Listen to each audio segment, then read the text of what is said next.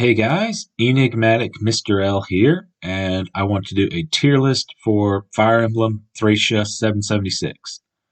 Fire Emblem 5, I think, is a game that really strikes the right balance between units feel distinct from one another.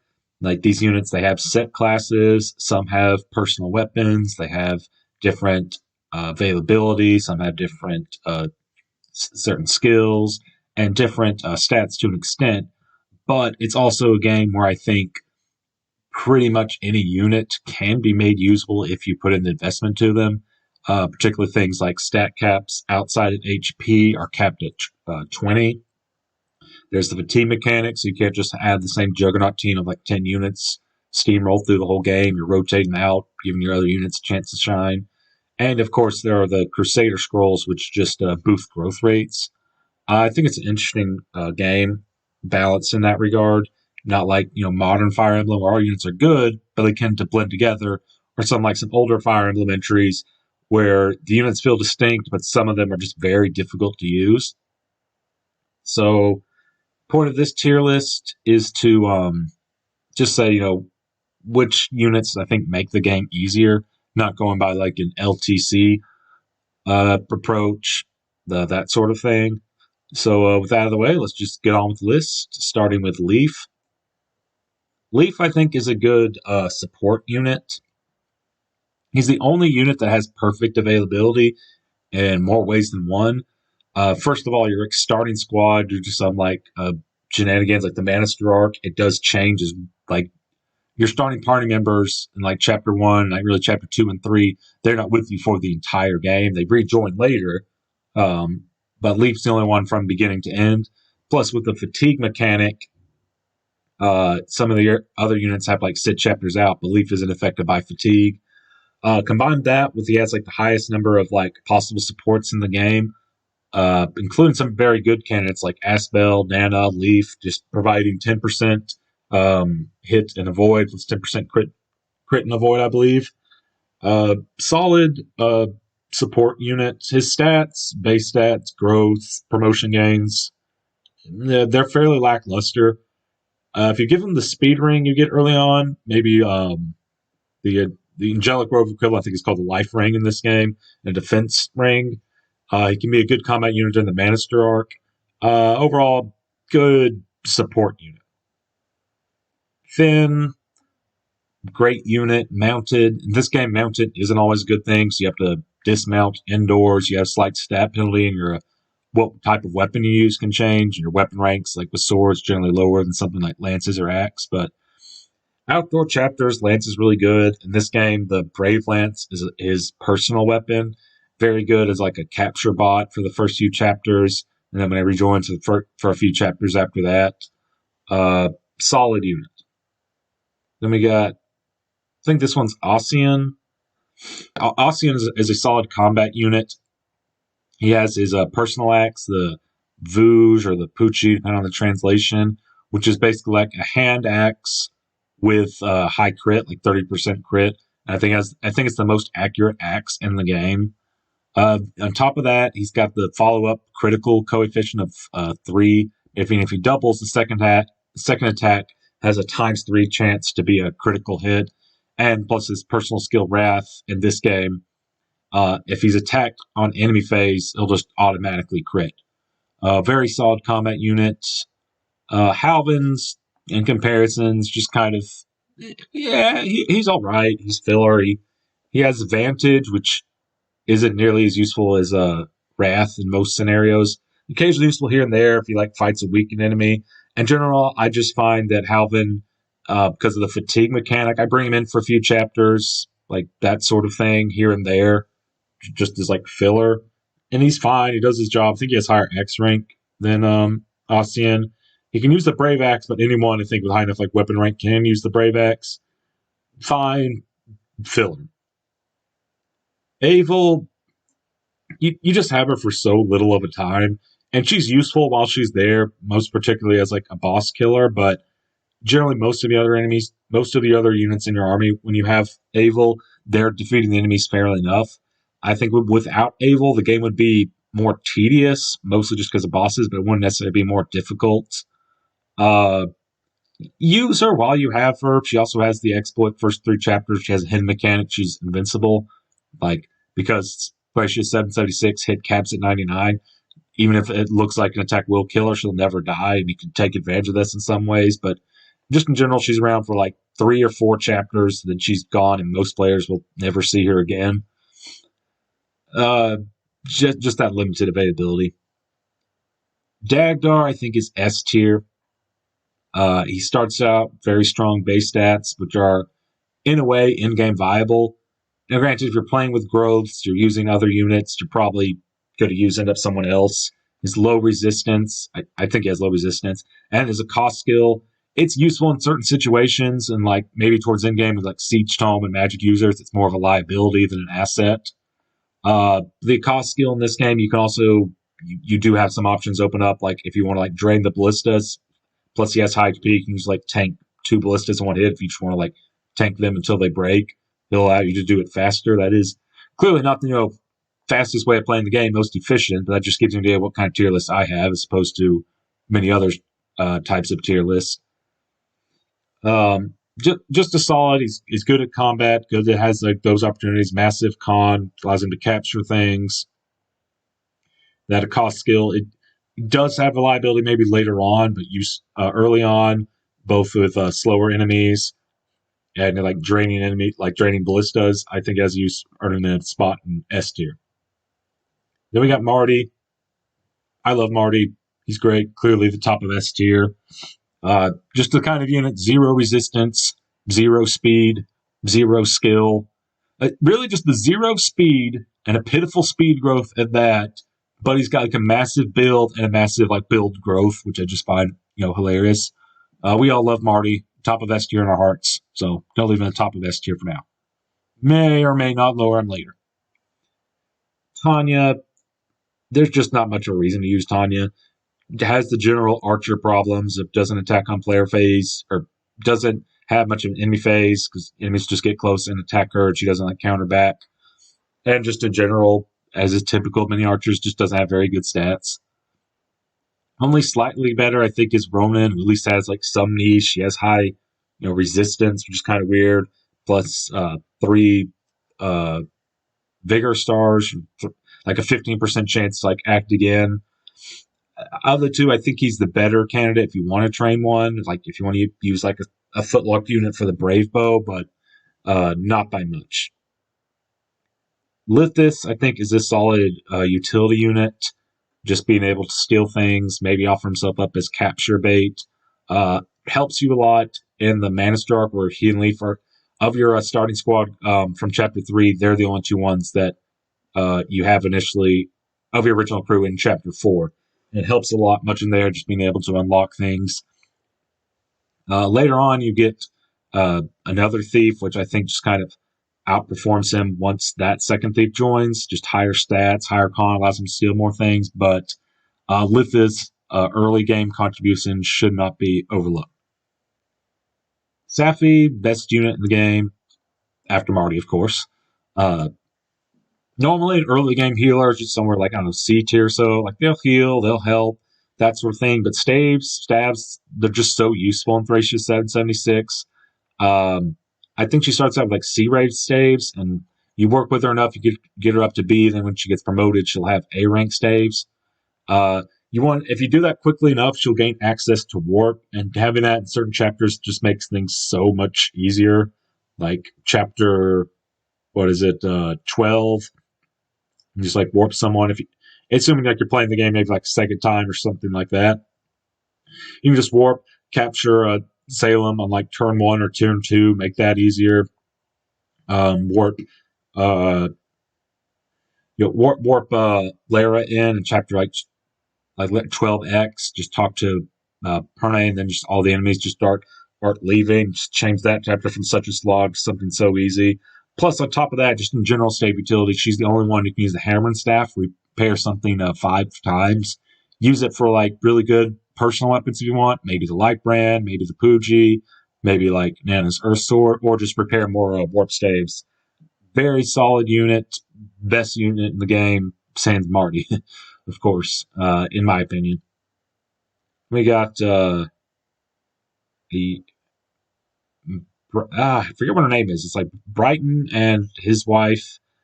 They're both C tier, both fine. I think of the two of them, it's kind of similar to Osian and Halvan. Brighton has Wrath. It's gonna bother me. I can't remember her name. It's like M something. She has Vantage. Generally, Wrath is more useful.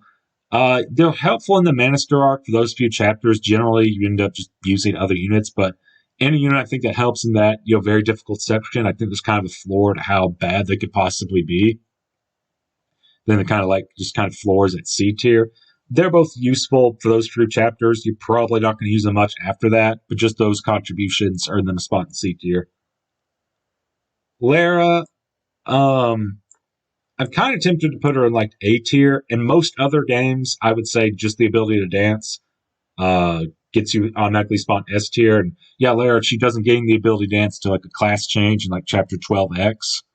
But just the fatigue mechanic in Thracia 776 means you can't like deploy her every chapter. She has like very low HP, and dancing acts as like 1 point of fatigue. I mean, unless you stock up on stamina drinks, she's not going to be around all the time for all the chapters you want her to. But I think what kind of saves her in S is she does join early on, even if it isn't as a dancer. Just having a thief utility, or her con isn't as high as Lifis. She doesn't steal as well, but she's also a good candidate. Just to deplete her of her items, just offer her up as a capture bait. Combine that with her ability to dance, I think she's earned S tier. Just the ability to refresh for any unit, warp someone, then like dance, warp again, that sort of thing. Or just warp for like a combat unit. Very solid utility. Held back a little bit by the game's like fatigue mechanic, but just combined with her early game contributions as thief and the capture bait, still think she earns the spot in S tier. Fergus is a very solid mounted combat unit. He uses swords all the time, mounted or unmounted. On one hand, he doesn't have as much variety, but he's always working towards that weapon rank. He doesn't have to switch to another weapon when he goes indoors. Very similar to Finn. I think their growths are pretty similar, both like better outdoors than indoors. I think I'm going to give the slight edge to Fergus for like a number of small advantages, such as his like follow-up critical coefficient, I think being like 5. So if he doubles, he's practically guaranteed to crit. And the fact that he always uses swords means you just work on that weapon rank than indoors and outdoors. He's better outdoors, but I think he's still perfectly usable in like indoor maps. Karin, I think, is a very solid utility unit. Her combat, it's just unimpressive. You have to put like serious work into that to make her like work as a combat unit. But just the ability to fly, to bypass terrain for all the outdoor maps where that's useful, starting like as soon as you get outside the Master Arc in chapter 6, I want to say. Rescue, that sort of thing. Just as utility and support, I think Karin is very useful. I think she's a good candidate. I think for like the leg ring you get, like the movement boosting, basically the equivalent of boots, boost her movement like even greater. She's a good candidate for that because she's an early joining flyer. You don't get a flyer till some odd chapters later. Overall, just good support. I think this guy's name is like Dalsin. Is that right? I think so. Armor Knight joins in the Manister arc. Just very slow, very low speed, high con. He doesn't get rescue earlier on. I think in general, people just use him in the Manister arc and then just kind of drop him afterward because he's high constitution means you can't like rescue him, get him to places you want him to, and he doesn't even get to take advantage of that high con because he has very like low speed. I think like shaky accuracy. Can use axes well enough, but so can like many units are competing like for that axe, like the Brave Axe or so. Again, kind of like with Brighton and Machiana, something like that. There's kind of a floor for how like low we can get on this tier placement just for helping with the Manister arc. Mainly these like chapters like 4X and 5. But beyond that, you kind of drop in. Useful for those like couple of chapters. Not much beyond that. Asbel, somewhere in this, I think probably here's good. Probably the best boss killer you get in the entire game. Just high magic, high speed growth, high skill, Then when he promotes and he becomes a sage, he can also just heal as well. I don't think he like gets high enough staff rank to like really be one of those like warpers like Safy or something. But generally, he's one of the best boss killers in like common strategy later maps. Is like warp Asbel, warp Leif for like support bonus, kill with boss with Asbel, seize with Leif, clear the map in like one turn. Best candidate technically only say like Gomer in chapter like 8x. Like assuming you rest him up in chapter 8. He's 1 point short of doubling even if he has cap speed because Glacier 776. Wielding tomes, it's not affected by con. You just flat out get a speed reduction. But even so, then I think he's still fast to double like most bosses, most enemies. Very good at that. Very good at combat. Solid unit. Nanna, depending on context, better or worse than Asbel. I think she's a bit more situational because mounts, I guess repeat this a lot, but they're not as useful indoors. You get dismounted, dismount penalties, lose some your big movement benefit you have over unmounted units. But in general, just having a mounted healer in so many like Fire Emblem games, you'll always find a use for them. There's always something for her to do. She only has E-rank staves. She's generally not going to get up to like A-rank staves, do like warp shenanigans, that sort of thing. But she also has solid combat. She has the Earth Sword. I think it's called like Land Sword and like other translation patches. But in this game, it has 60 uses. Drains, once it hits whatever damage dealt, it gets Nanna heals that same amount. And for that reason, I think she's a good candidate for the Wrath Scroll you get a few chapters in. Maybe like one other character that also has like a Nosferatu, has like a healing weapon. But I think Nanna is a very good candidate for that. Maybe if you didn't give it to her, maybe somewhere like A tier, but she's still very solid. I think she or maybe like Linoan later is a good candidate for Wrath. I think Nanna's overall better. If you don't give that to her, then maybe she's like A, but because so many other characters don't make as good uses like the Wrath Scroll, I'm just gonna like give her S tier with the caveat you give her the Wrath Scroll. And with that, she goes from like a great unit to an amazing unit. All right. Next we have Hicks. Similar to Dalsin, just armor knight, but he has like even less chapters to be useful. Like at least Dalsin, he's useful in chapters like 4x and 5 because you have so much limited options. You get Hicks like partially through chapter 6, and yeah, you can use like the polyaxe to like defeat some of the cavalry units, but generally you're just trying to move as like quickly as possible in that map anyway.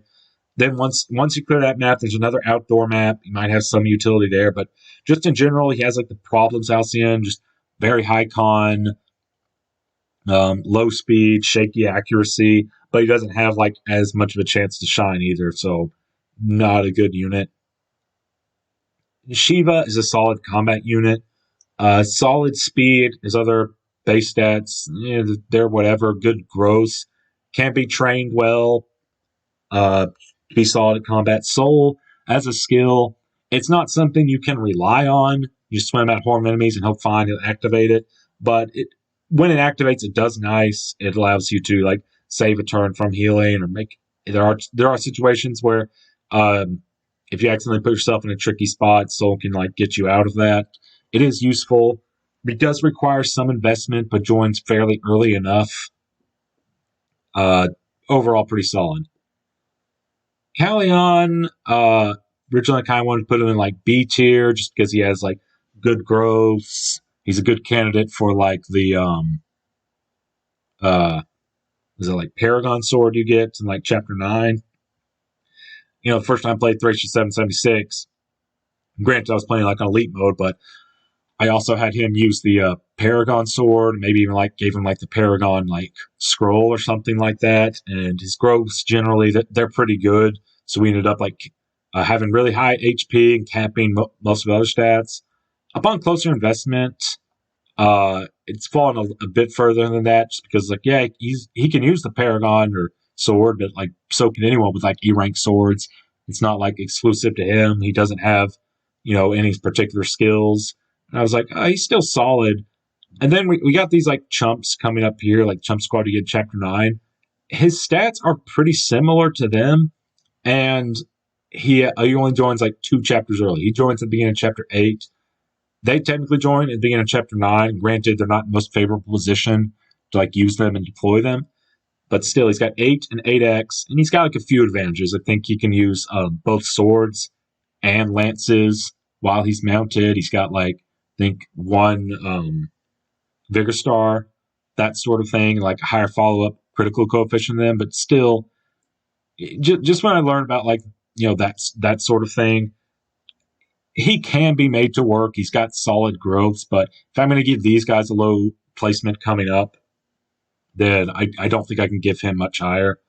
Speaking of these guys, get to Selphina in a bit. These are just the mediocre chump squad you get in chapter 9. Just very lackluster basis for their join time and for they join low level. You join not like super late, but like chapter 9. Decent growth, I suppose. You can put like work into them, get them to use. But just overall, most players, they're just going to like bench them immediately. They're never really going to see like any real contributions. Only slightly better than that, I think, is Selphina, I believe. She's a mounted archer. She has better stats than these chumps. Unlike some of the other 2 archers like Tanya or Ronan, she's mounted, so at least better in outdoor maps, can help with the rescue dropping. Still very frail, doesn't face an enemy phase, and that's made worse by like a cost ability where it could work as liability against you if the enemy gets close. They can sometimes just like attack twice because she costs to just see another round of combat. Probably the best candidate for the Brave Bow, but that's not saying much. All right, next we have Fred. He's like solid when you first get them. He's a pre-promote. Chapter, I think it's like 12x aside, he joins, and then you got chapter 12, 13, 14, 15, 16, 17. They're all outdoor maps, so he doesn't have to worry about facing dismount penalty when he first joins. Just as a pre-promote, for the first few chapters, he's solid. Then probably after a while, you're just gonna bench him because of his low EXP gain and fantastic growths. But he'll still put in like work for a couple of chapters. Olwen, yeah, she's fine. She's pre-promoted like Fred. She has good growth, but she can't make good use of them. Many of the enemies are unpromoted. She does gain EXP as well. She has better growths, but in general, like less base stats, and has less HP, less defense. She's frailer, less strength, and maybe like less skill. I'm not sure if it's less skill. I know the Dire Thunder that only she can wield. It's useful on paper, and it does have like situations like a Brave Magic Tome. That's definitely going to have some uses. The problem is it's fairly heavy. It slows her down a lot. She'll get doubled, like on enemy phase. She could face risk of dying, like that sort of thing, get doubled, and it has shaky hit rates. Just those 2 things combined, she's fine. She's usable. I don't think she has like short-term potential. I think Fred is better, just better like starting stats. And long-term potential is just because she's a pre-promote. Also doesn't get like promotion gains if you invest into her. I think it's like harder to use. Technically longer term potential, but it's more difficult to use. Mareeta, on one hand, she joins fairly late, with chapter 12 or so, with low base stats as outside of speed. But I think she has a number of advantages to make her actually worth training, and at least there's like a higher payoff than for like some of these other units. She's the only one that can use her personal weapon, the Mareeta sword. Naturally, Mareeta can only use the Mareeta sword. He grants her Nihil, which isn't useful in most situations, but on top of that, it's a fairly strong sword and has like the Brave effect. She's a good candidate for the Paragon sword you get or the Paragon scroll. Plus, if she get her to promotion, she'll get Adept on top of her already base Luna skill. And there's an event in like chapter 15 where she can learn from Shannon Astra skill. So learning these skills, very solid growth, personal weapon. She does require some investment, but I think there's a good payoff for that, especially like when she joins, she's surrounded by like axe user, so you can already get like a taste of her combat experience there. Grant you that she's at an advantage against them, but if you put in work into her, you can get a very solid combat unit. Salem is a staff bot. He has combat potential as well. Things like dark magic. It's fine. Like, he can attack as well, but I believe he starts out with like C rank staves, and once he promotes, he gets B, put in a few work, put in some like heal spells here and there, some higher level staves, and he can get to A rank staves. You can never have too many A rank staff wielders in the game. Not as good as Safy because he doesn't have like as long to like be useful, or at the very least as long with like A rank staves if you've like invested into her. But solid magic unit. Perne, I used to think was better than Lifis. I do think that by the time Perne joins, there might not always be like, the best opportunity. Might not always want to play two thieves at once, and of the two of them, Perne actually has solid combat stats and, more relevant to a thief, higher constitutions, who can steal more things. And by the time Perne joins, he's definitely the better thief of the two. And if you can only have one, definitely go with Perne. But I just think Lifis' early contributions, if someone offered me, like, I had to play the game without one or the other, granted, I'd miss out on some important items, and some chapters be trickier than Perne, but just the Mana Star without Lifis, I think they're both very good in different ways, but in some ways similar ways, both like Thief. Good unit, just barely giving the edge to Lifis just because of availability, mainly his contributions in the Mana Star arc. Tina is a staff bot, joins at, I think, level 1, fairly low bases, particularly low skill, so she's going to miss a lot. But in spite of all that, she has like a number of advantages. She has 2 personal staves, which both grant a lot of weapon experience and just a lot of experience in general. The unlock staff, it's fine, it's whatever. There are situations it's going to be useful, like if a thief's like approaching a chest or something, to get that. More importantly, just the thief staff, just be able to steal something from anyone that has lower magic. So many crazy fun shenanigans you can do with that. Plus, if you have Safy, like, repair it just opens up the possibilities even further. 5 movement stars, like 25% chance just to act again. She does have low skill. I think like at base, she'll only have like, there's like a 60% chance her staves will work. But even if the stave misses, you still get weapon EXP, you still get, I think, experience, and it doesn't consume a use of the staff. So it can be annoying if you really wanted it to be stolen on that turn or something. But even if it misses, there are some good sides of it. Will help her get to promotion sooner. The big joke with Tina, I think, is you'll use like the unlock or the thief stuff, she'll miss. She'll get a movement star, and then she'll like miss again, which does help her, get up to promotion, does help build up that weapon rank for another high wielding staff user. Troude, it's not that Troude's just kind of worthless or anything. He does have uses of the sword masters compared to like Shiva and Mareeta. He's more defensive, but just less flashy, less interesting. Has Nihil as a skill, but so does Mareeta with her sword. And there are a few niche situations where that is useful. Most of the time, not so much, though. Can be useful in combat, but just in general, he doesn't have the long-term potential of Mareeta, the skills, the personal weapon, doesn't have the availability of Shiva. In general, he's just kind of like outclassed. And yeah, I don't want to go for the argument of, well, I have this one unit X class, I don't need 2 if X is a really good class. But in general, Swordmaster, it's not like the best class. Like, yeah, it's useful here and there, and you might want to have like 1, maybe even like 2, but it's not like, a dancer or like a mounted unit, or even in this game, like mounted has its disadvantages. Plus, just on top of that, he has a follow-up critical coefficient. I think it's like of 1.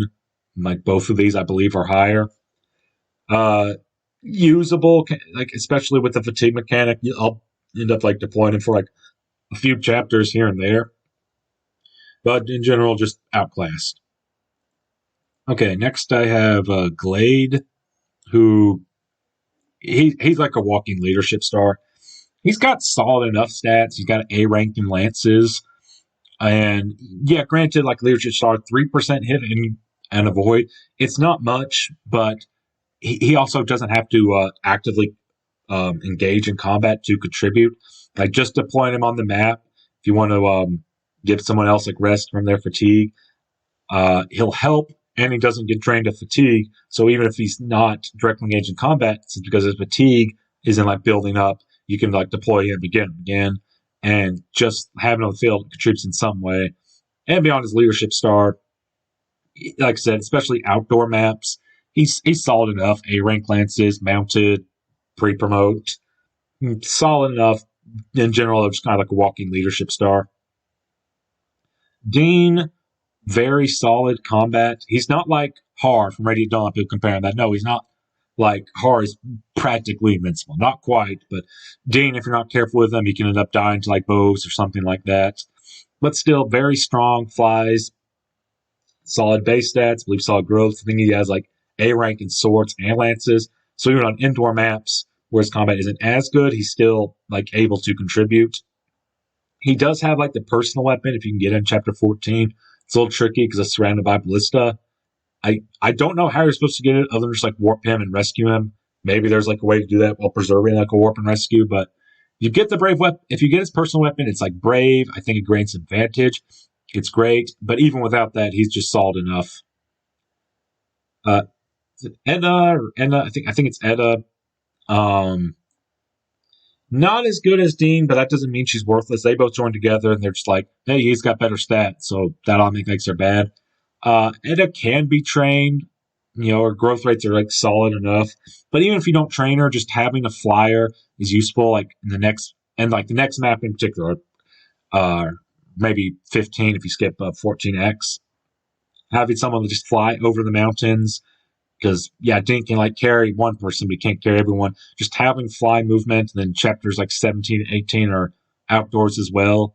Doesn't have the availability and as many opportunities as Karin has, but just flying having those opportunities. Solid enough utility, and can also be trained combat if it's something you're really into or really want to. Homer, he can be trained. He's got Paragon, and then he's got 1-2 range and magic. Useful enough, just kind of shaky, fairly low stats when he joins. Does require some investment, and the payoff isn't like amazing, but he'll gain additional magic, think like speed, that sort of thing. He's always going to be like squishy. That's always going to be a problem, but can be trained to be workable enough. Linoan, staff rank user.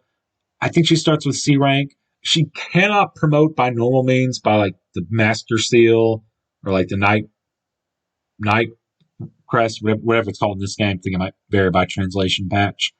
She doesn't promote normally. On one hand, that means she's not like competing for that item with other units who need it to promote, but also means you can't just promote her anytime you want. You have to wait for like a story event somewhere in like chapter like 22, or I don't remember exactly.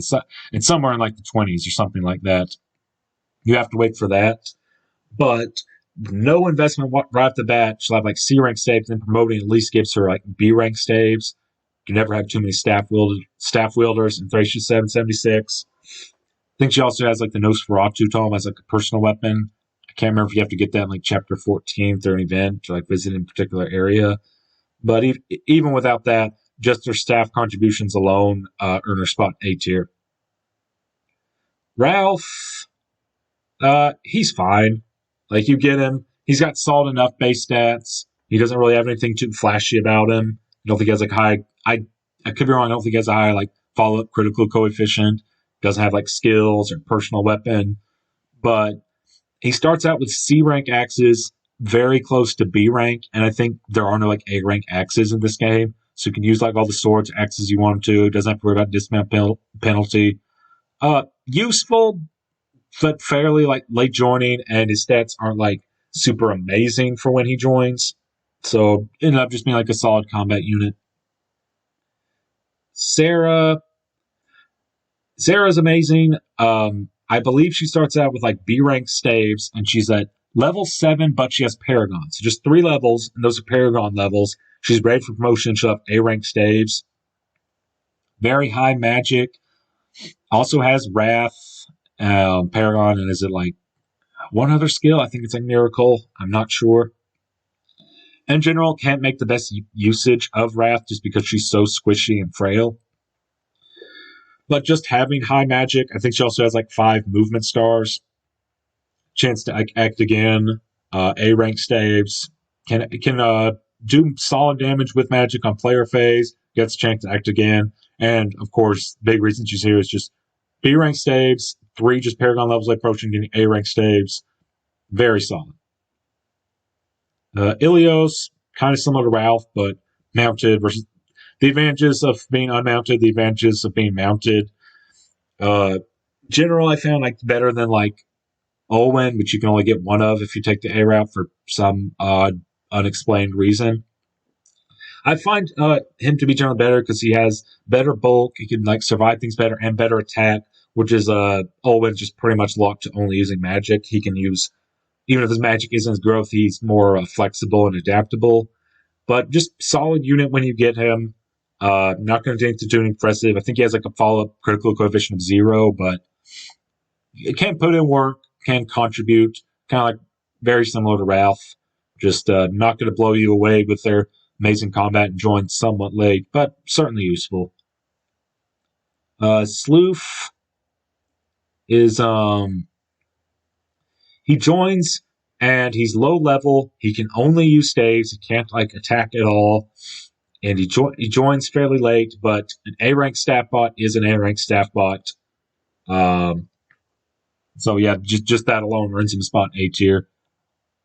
Maybe even like higher, but yeah, I think here's fine.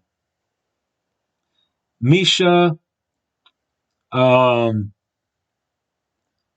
are opportunities for using a flyer, even by the time she joins. The chapter like 19, flying utility, it's an outdoor map, a flying utility can help. Then in like the chapter with like Sed joining, like Size joins you, then Sed shows up. That's another chapter where flying can help. In general, though, by the time she joins, most of the maps coming up are indoors, so flying utilities around or combat. It's not terrible, but it's not like super impressive anyway either. She has like good speed, decent skill, and surprisingly good magic for like magic swords like the flame swords. But in general, if you're going indoors where flying combat, flying utility isn't an option, you're going to want probably someone else to for pure combat. And just for outdoor maps, she'll be useful like 2 times, and that's about it. All right, next we have Shannon. He does have the bargain skill, and that can be useful. Generally, I find by the time Shannon joins, most of your shopping is done anyway. The only way he's really going to get used to that bargain skill is if you use like the secret shop in like the penultimate final chapter for like stat boosters, which 99% of players aren't going to use, even if they know about it. I think it requires the use of like the silver card, which pretty much no one's going to go out of the way to get the silver card. That's why I'm not giving him a spot in D tier because his skill's so useless, but I'm going to give him like the top of F tier because bargain skill is still something. Combat, the game acknowledges that it's bad. His Indian Roaches, he was not made for combat. His like highest base stat is like 9 in speed, and like that's his high stat. Maybe I think he has like good growth. I think in like speed and skill, but he joins late enough and they're so low, he's not really worth salvaging his combat. Miranda, probably the worst unit in the game. Just she does have Wrath. That's something. Good growths or great growths, really, in like speed and magic, and I think like decent growths in like HP and skill. Once maybe I'm just like not even decent, like good. I think it's all like great growths in HP, great growths in speed and magic, good growths in HP and skill. Doesn't really have any opportunity to use that. I think her like highest stat is like outside of HP is 8, and then like her HP is like not even 20. Super frail, has Wrath, but never really gets a chance to use it. Even if you do get her up to motion, she doesn't get like staves or anything like that. Just so low bases, joins fairly late, doesn't have any particular niche if you do put in the training for her. Not a good unit.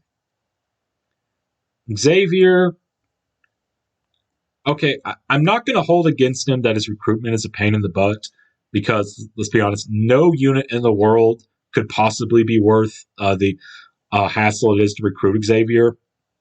Maybe if he had like cap stats, A rank in like every weapon, and he could quad dance like Sylvia and Genealogy Holy War and dance in warp, infinite range warp at the same time. Maybe. But just putting aside his recruitment, I just think in general, he's general. Um, Xavier might be like fine on paper, but kind of like Altina and Genealogy of the Holy War, you can't just look at like stats and skills and that sort of thing in a vacuum. You have to look at the context of the maps that they're in.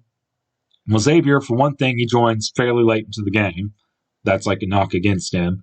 Also, just when he joins, there's so many like he has low resistance as befitting his class, low speed, and there's so many like mages and dark mages that pose a challenge for him. And even just beyond that, I think there are many enemies that build like a hammer or some other sort of like effective weapon against him. And this might just be like a personal thing, like personal experience thing, but I tend to find that by the time Xavier joins, like the next few chapters after that, there's little to no incentive to just play them out straight normally.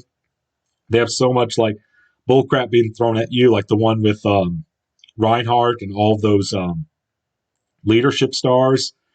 That mini maps you're just going to like warp skip it and do in like one turn. Which, yeah, Xavier, you're probably going to deploy him if you go to the trouble of recruiting him. He's probably worth using, but just for that, like if for no other reason than his leadership star. But just in general, he's not actively contributing much beyond that. Like you deploy him, 3% hit and void is nice, but he's not making meaningful contributions beyond that. Still going to put him not an F tier because, again, if you do go through the trouble of using him, he's not worth it. But if you go through the trouble of recruiting him, you might as well use him. So even with his late join time and those problems, he's still going to start in D tier, but not much higher than that. Amalda, yeah, she's fine. She joins late. She's mounted. Many maps coming up are indoors, but she has surprisingly good magic and C rank staves. And without like a promotion, she might not get much higher than that. But just C rank staves, it's helpful for no other reason than healing. And high magic, she's a good candidate for like some of the magic swords, like Misha is. But she at least, unlike Misha, has a healing utility. I'm debating like high C or low B. Connemore, similar mounted, decent combat, but without the high magic, without the healing utility, just kind of fine filler. Dearma, Nanna's brother, maybe like B tier. Once he joins, he's got decent enough like base stats and charm skills useful. He and Fergus are the only ones that can wield like the sword he has, which grants Vantage and Wrath, but you can't use them simultaneously. It might as well just only use Vantage. Has like the charm skill, will be useful in some situations. Fine enough. I guess like fail safe because he's also only 3 units. You can use a braggy sword. Fergus could be dead, or maybe you just didn't bother training him up. Leif might have gotten like stat screws or something, so he acts as a fine failsafe for the braggy sword to defeat Raedric in like chapter 25. But even then, you have other ways of defeating Raedric, like Galzus can get like a critical hit enough, a Trade Mareeta can just proc Luna, or like an Astra, that sort of thing. Yeah, probably going to put him in like C tier. And speaking of C tier, it's probably where yeah, I'll give Homer like B tier. Probably he has more long term potential.